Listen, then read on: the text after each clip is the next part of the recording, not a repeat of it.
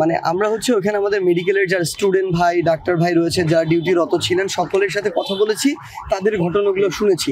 গতকালকে যে ঘটনাগুলো হয়েছে এগুলা কোনো দিনও প্রত্যাশিত ঘটনা নয়। আমরা আমাদের জায়গা থেকে কোনো দিন এটাকে সমর্থন করতে পারি না।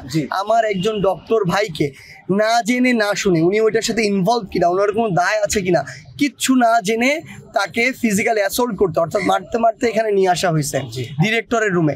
এটা কি কোনো একজন সুস্থ মানুষ করতে পারে? এটা মানতে পারে না। পুরো বাংলাদেশের একজন সুস্থ স্বাভাবিক মানুষ কিন্তু এটা মানতে পারে না, আমরাও এটা মানতে পারি না। ওনাদের জায়গা থেকে ওনারা বেশ কয়েকটি দাবি জানিয়েছেন। এর মধ্যে আমাদের প্রথম যেটি জানিয়েছেন সেটি হচ্ছে যে ওই যারা এই কাজগুলোর সাথে জড়িত ছিল, এই দুর্বৃত্ত, আমরা তাদেরকে সন্ত্রাসী বলবো, যারা এই কাজগুলোর সাথে জড়িত ছিল তাদেরকে যেন গ্রেফতার করা হয়। আমরা শতভাগ একমত। আমরা বলি যে তাদেরকে দ্রুততম সময়ের মধ্যে, সম্ভব হলে আজকের মধ্যে গ্রেফতার করা হোক। এবং দ্বিতীয়ত বলেছেন যে এখানে নিরাপত্তা নিশ্চিত করতে। অবশ্যই আমার একজন ডক্টর মানুষের সবচেয়ে ক্রিটিক্যাল টাইমে তাকে চিকিৎসা দেন, তার যদি নিজের নিরাপত্তা না থাকে তাহলে তিনি কিভাবে একজন রোগীকে তার সর্বোচ্চটুকু দিয়ে সেবা দিবেন?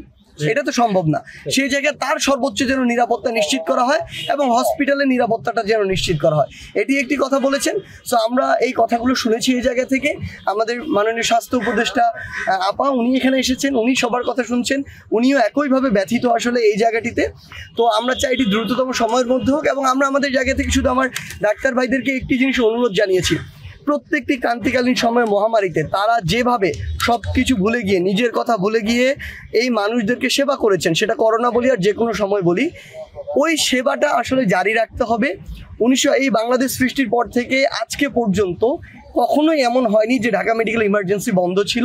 আমরা তাদেরকে অনুরোধ জানিয়েছি যে আপনাদের সাথে যেটা হয়েছে আমরাও একমত, আমরাও সমব্যথী, আমরাও চাই দ্রুততম সময়ের মধ্যে বিচার হোক, কিন্তু অনুরোধ জানিয়েছি যেন ইমার্জেন্সিটা খুলে দেওয়া হয়। কারণ এমন অসংখ্য মানুষ থাকে যারা আসলে আমাদের মতো তাদের সাথে সমব্যথী, কিন্তু তারাই আজকে যদি ইমার্জেন্সিতে এসে মানে নেসেসারি যে চিকিৎসা হঠাৎ প্রয়োজন বা ইমার্জেন্সি প্রয়োজনটি না পায়, যদি তার সাথে খারাপ কিছু হয়ে যায়, আল্লাহ না করুক, এটা তো আমরা আসলে নিজেদেরকে, আমি জানি আমার ডাক্তার ভাইরাও তারাও নিজেদেরকে এই বিষয়ে তখন আসলে ক্ষমা করতে পারবেন না।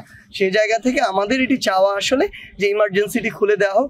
আমাদের তাদের সাথে কথা বলা মনে হয়েছে দ্রুত হয়তো এটি খুলে দেওয়া হবে, আশা করি। আর আরেকটি জিনিস আমি স্পষ্ট করে বলতে চাই, ডাক্তার ভাইরা আমাদের যে দাবিগুলো জানিয়েছে, আমরা আজকে যেহেতু বলেছি আমরা এটার সাথে একাত্মতা ঘোষণা করছি, যতক্ষণ পর্যন্ত তা না হচ্ছে ততক্ষণ পর্যন্ত তারা যেমন কথা বলবে তাদের হয়ে আমরাও কথা বলবো।